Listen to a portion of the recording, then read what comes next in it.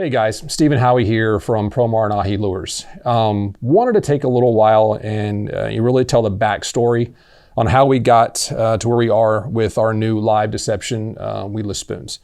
This is something that is very near and dear to my heart, and honestly something I've been working on for several years. But before I get too much into the details on exactly patterns and so forth, I wanted to take a few minutes and really jump back to where all this started for me. Been in the industry a long time and honestly been fishing since I could walk. Maybe beforehand, I can still see the picture from my mom showing me when I'm in diapers, barely not even 1.5, holding bluegill as a little kid catching fish. And that's really where it started for me. Fishing is in my blood. My parents always said for a long time, they thought I had my own set of gills because I was always wanting to fish or in the water. So anyways, growing up, I was super, super fortunate. Grew up in Florida and had a dad that obviously loved to fish a ton too. And he's who introduced me to this, as well as my grandfather. Kind of fast forward, so I was probably 8, 9, 10 years old. He introduced me to the Everglades, 10,000 Islands. In my opinion, it is one of the best places on the planet Earth. It is my heaven on earth. I've been fishing down there well over 30 years. It is a inshore playground. If you love catching redfish, snook, trout, tarpon, you name it, I'd encourage everyone to fish the Glades once in their lifetime. And where I'm referring to is Choctaw Island, 10,000 Islands area. It's amazing. So anyways, one of the lures down there that works fantastic is called a Sprite spoon. It's a spoon with a treble hook on the back. One of the things down there's not much grass in the backcountry to speak of. It's mainly mud bottom, oyster bars, that kind of stuff. And honestly, you're mimicking small little baits and catching a ton of fish. And a gold spoon is a great standard, been around for 100 years and catch a ton of fish on it. So progressing up from that, fishing the Glades as a little kid, got into the fishing tackle business when I was roughly in high school, working in a tackle store. Honestly, it was a job, but not really to me. I loved going, worked all the time. I spent many years working for the sporting goods store. And that was really my first introduction into red fishing, really at a professional side or even fishing tournaments. First tournament I fished in, I won it. It was awesome. Light bulb went off. I said, wow, I can be a competitor and also do what I'm super passionate about, catching fish. That kind of progressed into, I started fishing FLW in the early 2000s with another one of my really good buddies. And honestly, that's where the gold spoon came into play, if you will, like this guy right here. And meaning we were fishing tournaments everywhere from Florida on the East Coast to the West Coast to Louisiana to Texas. And I was honestly showing up places in virgin water I had never seen before. One of the best lures out there to fish a brand new spot, virgin water if you will, is a gold spoon. You can fish it fast, you can cover a ton of water, and you may not catch the best fish there, honestly, but you're gonna find out what's in that water, and from there you can kind of figure the pattern out. That then, kind of led me where we are today. I started working for Promar Nahi roughly 5.5, almost 6 years ago now, and they had this great technology when I first interviewed with them where they were able to take a fish image, if you will, like this mullet, for example, and or this redfish. They could take a digital image of a real life fish and overlay it on metal. They've been doing it for years, and they're live deception, vertical jigs, catching, bluefin tuna out here, catching, calico bass, you name it, yellowtail. I had never seen anything like it. I had seen companies try to do stuff like this or paint an image on there, and honestly it looked kind of cheesy. This was the first company I actually could see where they could lay a true fish image on a piece of metal and make it look lifelike. I remember sitting in that interview, it seems like yesterday, it has been 5.5 years ago now, asking, could you put any image on anything? And they're like, oh yeah, of course. And that's honestly where the idea, planted its first seed in my head. Being an inshore guy, of course, the most pronounced image out there, honestly, is a redfish. You can pick out a redfish pattern almost over anything, probably next to a snook, which maybe that's coming down the road someday. And the next one would be a speckled trout and so on. So when I started looking at this, roughly a year ago and actually trying to put my idea to pattern, if you will, I picked the most recognizable patterns out there to be able to put this on a spoon. First one being a redfish. I don't know of any, spoon patterns out there. I know some topwater plugs, for example, that take that pattern, and frankly, it's a drawing. It's not a real image where you can put it on a bait. So I said, hey, first pattern's gotta be redfish. Next one, in my opinion, it's a speckled trout. I don't know how many times I've been out inshore fishing for a tournament or fun fishing or whatever, catch a really small, trout, and how many times I've had a redfish try to eat that dadgum trout that's on my spoon or jig or whatever I'm using. So I've actually seen that happen many, many times. I'm sure many of y'all have too. The next one out there, honestly, is probably some of the best bait for red fishing. I know a lot of my buddies out there that are guides. They'll go catch a bunch of pinfish in their pinfish traps, cut those pinfish up, and chuck them, do dead bait out there, and it's that pattern. So hence we had to have a pinfish pattern. Where I grew up fishing on the Nature Coast, we would be screaming across flats, just driving, going to our spot and look down. There'd be a whole school of, 30, 40 pinfish flying by. And what this guy does, it mimics the pinfish pattern dead on. And the last one's a mullet. The mullet pattern honestly can also double, maybe even a striper pattern for bass fishing if you wanted. But this mullet pattern really rounded out the 4 top body or pattern styles we wanted to put on a spoon. So once we identified, what patterns we wanted for different types of water, which I'll get into in a second, I'll never forget having this conversation with my dad. He was like, "Oh, that's all great and everything, but you dang well better have good old faithful." And that means a gold pattern, As I've heard many of old timers say that they think all baby redfish were born with a gold spoon in their mouth. And honestly, it's hard for me to argue. I mean, literally, Weedless Gold Spoon has put probably more fish in the boat than any other lure probably in the entire history of red fishing or snook fishing or whatever inshore fishing in the state of Florida. So we obviously had to have that on our assortment. And honestly, the guys here in the office, we have this foil technology that we're putting on our deep water jigs for snapper and so forth. We applied that to the gold spoon, and I will tell you, out of the assortment, a lot of my buddies that are professionals love this gold foil, maybe better than all of them. It's got a ton of flash out there and it really mimics a bait fish coming in. So now that kind of gives you an overlay of how we came up with the colors on and stuff. We still wanted to put our own twist on this thing. And honestly, I was at a block on what we could do to make these stand out more and have better patterns, or have a better wobbler pattern, if you will, and more flash. And one of our guys in the office here, huge West Coast guy fishing, he was taking our vertical jigs and guys would bend them and it would change the flutter pattern quite a bit. He's like, "Well, what if we bent a weedless spoon?" Never thought of it. I was like, wow, it might work. I'm concerned that the hookup may go down, let's find out.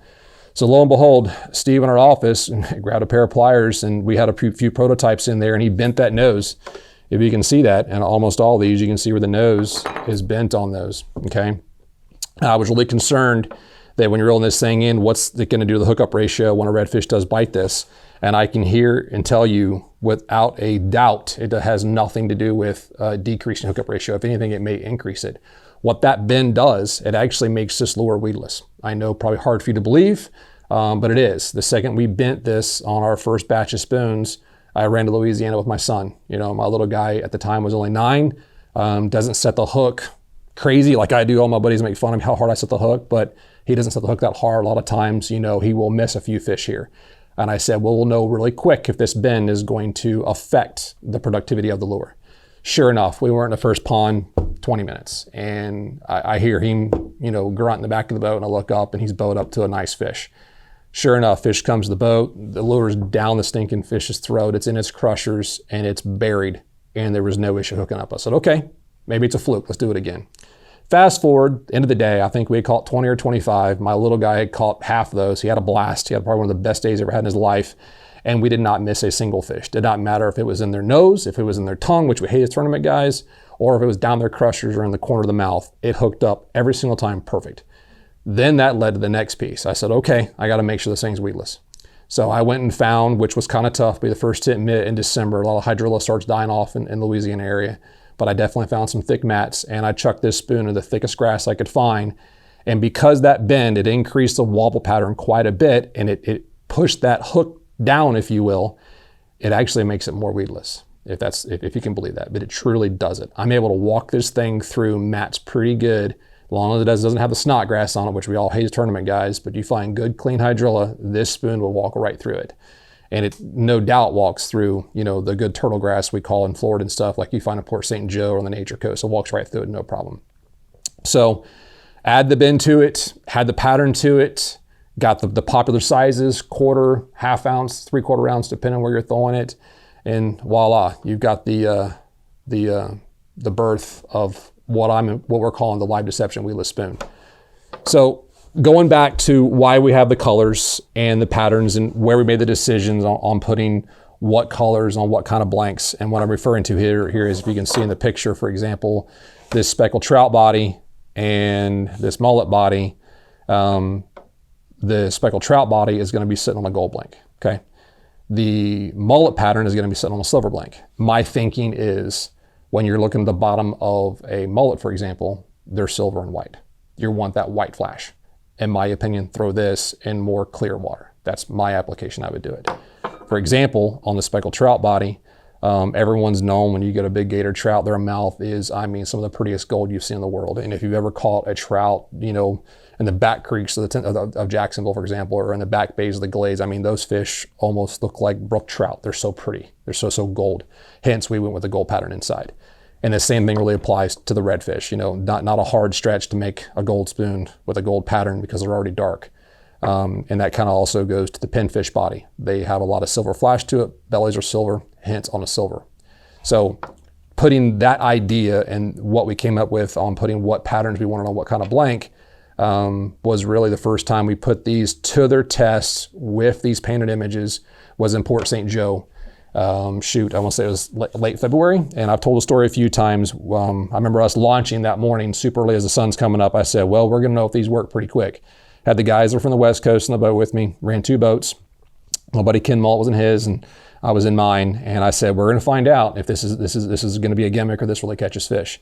And what I'm referring to, it was gin clear water, end of February, blowing probably 15 to 20. And when we launched that morning, the temp, they had just had a hard cold front come through. It was below freezing. There was frost everywhere. I almost busted my tail, you know, getting in the boat, trying to get the boat off the trailer because there was a sheet of ice on top of my boat. I said, we're gonna find out. We're gonna find out if they work. And I promise you, as much as the good Lord looking down on me, the first flat we went to, we drifted probably 200-300 yards. I looked up and there's a redfish in about 1.5 foot of water going from my right to my left. And I said, here we go, Steve. We're gonna find out if they're gonna eat it. And I had that exact pinfish pattern on. I went with that because it was super clear water, and you know, the fish there are kind of pale, and just, it's the first, honestly, and I picked out of the box and I wanted to see if the silver would work. I led that fish probably by, 30, 40 feet, ran in front of his nose, and he bum rushed it. So much so, we didn't get great images because he inhaled the spoon and went down to his crushers. So I was like, wow, yeah, they work, no doubt. We did that same pattern, same story, probably a dozen times that day. And honestly, to say we were excited was an understatement. And I said, okay, fine, why is this happening? Why are they wanting that one over anything else? Because honestly, I caught them on redfish, but they didn't eat it as good. I caught them on trout and so forth, but that stinking pinfish pattern was it. Finally, the sun got up, you know, about 1 o'clock, and I looked down, and a school of about 30 baby pinfish came flying by the boat. And I'm like, boom, there it is, match the hatch. They were hammering it because that's what they're used to seeing, and that little guy matched exactly what those fish were used to eating. Hence, why we have different patterns. For example, you know, that same trip 3 days later, we're in Louisiana, okay? Granted, it was still cold, wasn't as cold because it finally warmed up, and it was probably 85 degrees. Find some hydrilla, it was really going, and they really didn't want to eat the pinfish pattern. We had to find clear water that didn't have much hydrilla in it for even to touch it. But the back of the ponds, it had a ton of hydrilla, and honestly, a lot of bass swimming around. Hate to say it, we lost every prototype we had on these redfish patterns because they hit it so daggum hard, I broke off a few of them, and they were giant fish.